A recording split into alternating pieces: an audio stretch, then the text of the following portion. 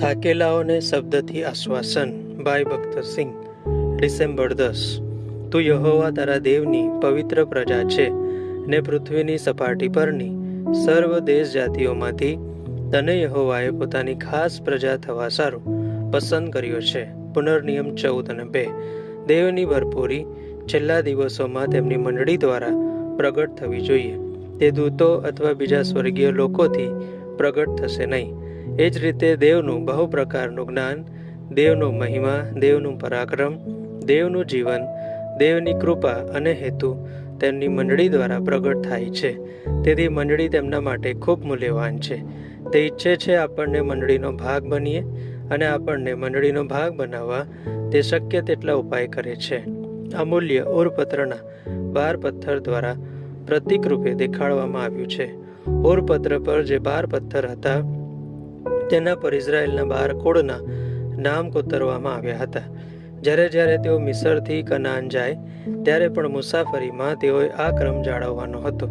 એ ક્રમ આ પ્રમાણે હતો: પૂર્વમાં યહૂદા, ઇસ્સાખાર, ઝબુલૂન છાવણી નાખે, રૂબેન, શિમયોન તથા ગાદ દક્ષિણમાં, એફરાઈમ, મનાશા અને બિન્યામીન પશ્ચિમમાં, દાન, આશેર અને નફતાલી ઉત્તરમાં. ગણના 2 અધ્યાય. આ ક્રમ કદી બદલવાનો ન હતો.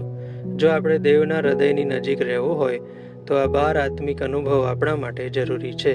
તમને યાદ હશે કે ઉરપત્રમાં જે મૂલ્યવાન પાષાણ હતા તે તેમના જન્મ પ્રમાણેના ક્રમમાં હતા. નિર્ગમન 28, 9 અને 10. પણ જ્યારે યુદ્ધમાં જવાનું હોય ત્યારે દેવે કુદરતી ક્રમ બદલી નાખ્યો હતો. તે બતાવતા હતા કે કોઈ માનવી લાયકાતોથી દેવ દોરવાતા નહોતા. માણસો બહારના દેખાવ તરફ જુએ છે, પણ યહોવા હૃદય તરફ જુએ છે.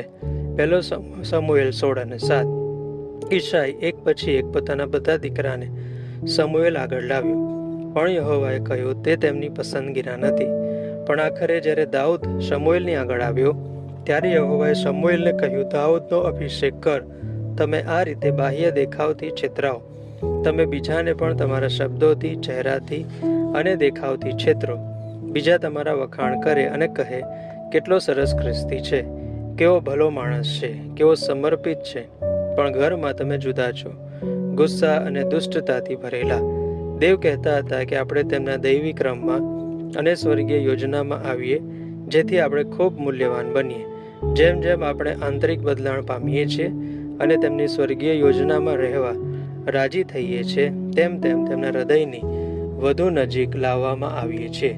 દેવ સરળ રીતે કહેતા હતા, તમે મારા માટે બહુ મૂલ્યવાન છો.